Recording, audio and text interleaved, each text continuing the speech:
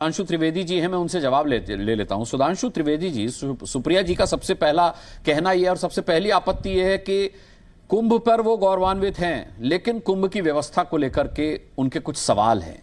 वो नहीं जानती कि सूबे के मुख्यमंत्री ने गिद्ध और सुअर इस जैसी शब्दावली का इस्तेमाल क्यों किया। वो नहीं जानती कि मोदी जी ने जैसे 2 हिंदुस्तान बनाए हैं, एक अमीर के लिए, गरीब के लिए, वैसे 2 महाकुंभ क्यों बनाए गए, एक वीवीआईपीज के लिए और एक आम श्रद्धालुओं के लिए। जवाब दीजिए।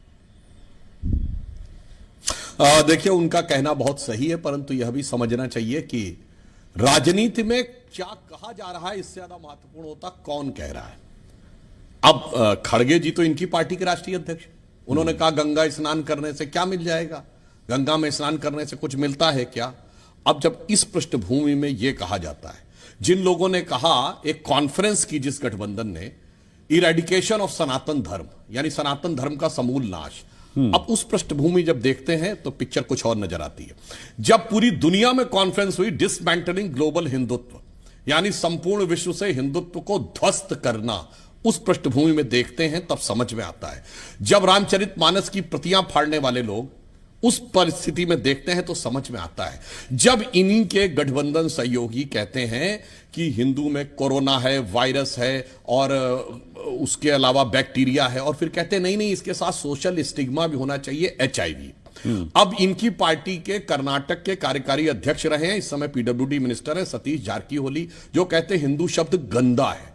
तो अब जब इस पृष्ठभूमि में देखते हैं तो मैं कहना चाहता हूं, जो कुंभ में जिन लोगों की दुखद मृत्यु हुई उसको लेकर इन लोगों के मुंह से शब्द जो निकल के आ रहे हैं वो संवेदना के नहीं, संतुष्टि के नजर आते हैं। क्योंकि ये सनातन धर्म से जुड़ी हर चीज के बारे में इसी प्रकार की बात करते हो। लेकिन सुधांशु जी, सवाल तो योगी जी के मुंह से निकले शब्दों पर। खड़गे जी ने, हाँ मैं उसी पे आ रहा हूं सर। ये बताइए, पूरे हिंदू धर्म को कोरोना वायरस, डेंगू, मलेरिया और HIV कहने वाले लोग आज इस बात पर उनको लग रहा है कि साहब एक शब्द कहा गया तो कितना बुरा है। योगी जी ने जब यही सदन में खड़े होकर कहा था विधानसभा में कि मैं माफियाओं को मिट्टी में मिला दूंगा, तो जैसे स्प्रिंग की तरह अखिलेश जी ने खड़े होकर कहा था आप ऐसी भाषा कैसे बोल सकते हैं, जबकि माफियाओं को मिट्टी में मिला दूंगा मैं तो कोई असंसदीय शब्द नहीं है।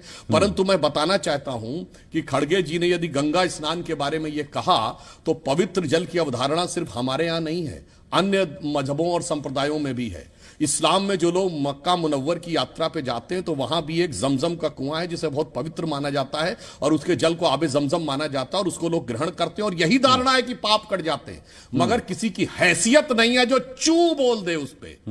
जो गंगा जल के लिए कहते हैं इससे क्या होता है, आबे जमजम पे चू नहीं बोल सकते। अब सुनिए, जब आप वेटिकन जाते हैं तो पोप भी आपके ऊपर पवित्र जल छिड़कता है और कहता है it removes you from all the sins. कोई चू नहीं बोल सकता, किसी की हैसियत नहीं है। इवन हिंदू फैमिली के जो धर्म है उसमें भी अगर आप देखें तो स्वर्ण मंदिर में भी पवित्र सरोवर है और उसके जल को भी ऐसे ही पवित्र माना जाता है। कोई चू नहीं बोल सकता, तब समझ में आता है। तो जो योगी जी ने कहा है, अगर इन पे इनको आबे जमजम को लेकर के या किसी और पवित्र जल को लेकर के NGT की कोई रिपोर्ट सामने भी तो नहीं आई ना सुधांशु जी।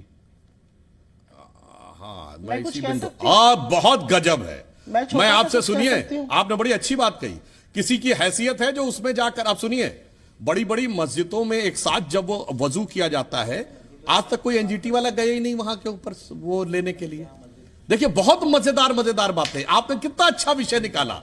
मतलब कोई सैंपल ही लेने नहीं जाता है और सैंपल लेने जाए तो उसको दौड़ा लिया जाएगा। यहां पे स्थिति फिर भी कोई सवाल भी नहीं उठाना करता है कि साहब इसमें अगर हम कुल्ला भी कर रहे हैं और उसके बाद हाथ भी कर रहे हैं तो इसलिए मैं कहना चाहूंगा, इसके लिए रामचरितमानस में भी एक चौपाई है, मैं कैवियट लगा के बोल रहा हूं, मैं किसी व्यक्ति के लिए नहीं बोल रहा हूं। कहा गया है सहज पाप प्रिय तामस देहा यथा उलू कही तम पर नेहा, यानी जिनकी तामसी प्रवृत्ति होती है वो सदैव नकारात्मक चीजों को वैसे ही देखते हैं जैसे आप रोशनी से भरे वातावरण में बैठा दें। तो मैं कह रहा हूं, फिर कैवियट लगा, किसी व्यक्ति ने, उल्लू जो है वो रोशनी की तरफ नहीं देखता है, वो ढूंढता है कहां पे अंधेरा दिखेगा तो वहां की तरफ वो भागने का प्रयास करता है। तो इस जो मैंने पूरी घटनाएं बताई, इनके इन बयानों की पृष्ठभूमि जब आप देखते हैं तो ठीक है। सुधांशु जी, सुप्रिया जी का रुख करते हैं। वो संवेदना नहीं, संतुष्टि। आपको चील और सुअर पर ही आपत्ति थी, अब सुधांशु जी ने उल्लू का भी जिक्र कर दिया है। सुप्रिया जी,